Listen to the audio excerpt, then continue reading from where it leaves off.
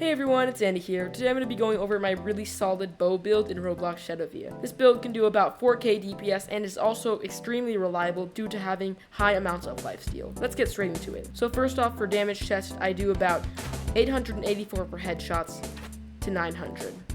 And the bow I use for this build is the Crescendum bow. It does 210 melee power and 150 arrow speed. This bow's stats are pretty mediocre, however where it really shines is its perk.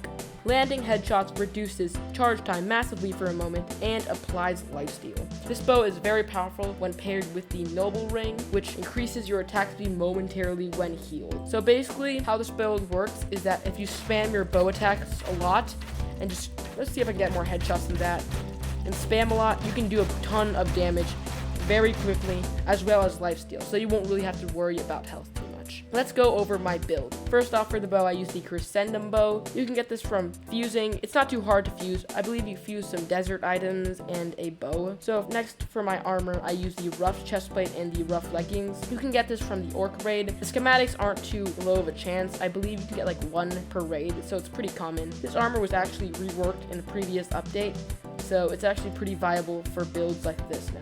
Next off, for my headgear, I use the Red Robin Hood. You can get this from the Robin Hood NPC in the spawn area, and you can also fuse it to make the Red Robin Hood. So this hat gives 10 plus melee power and 15% plus more arrow power. And its perk, it increases attack speed at very high health.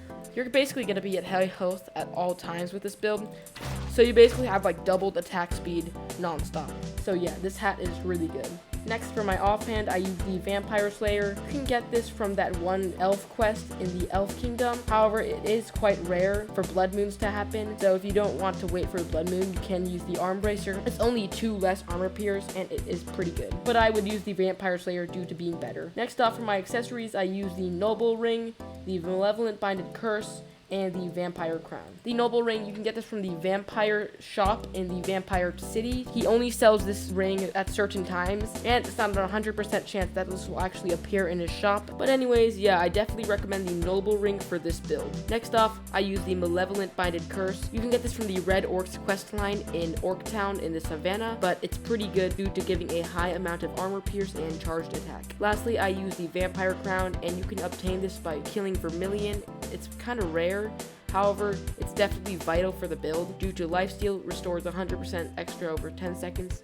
Now, many people might say that the Slime King crown is still better, and yes, you do deal more damage per hit with the Slime King crown, but when you're fighting hard bosses with a lot of HP like Vermilion, you'll need the Vampire Crown to have more lifesteal, because for some reason when you're fighting bosses like Vermilion, your lifesteal will actually be less, making your attack speed a lot slower. So this Vampire Crown will help solve that, and it also basically makes your lifesteal and your attack speed buffs last for a lot longer.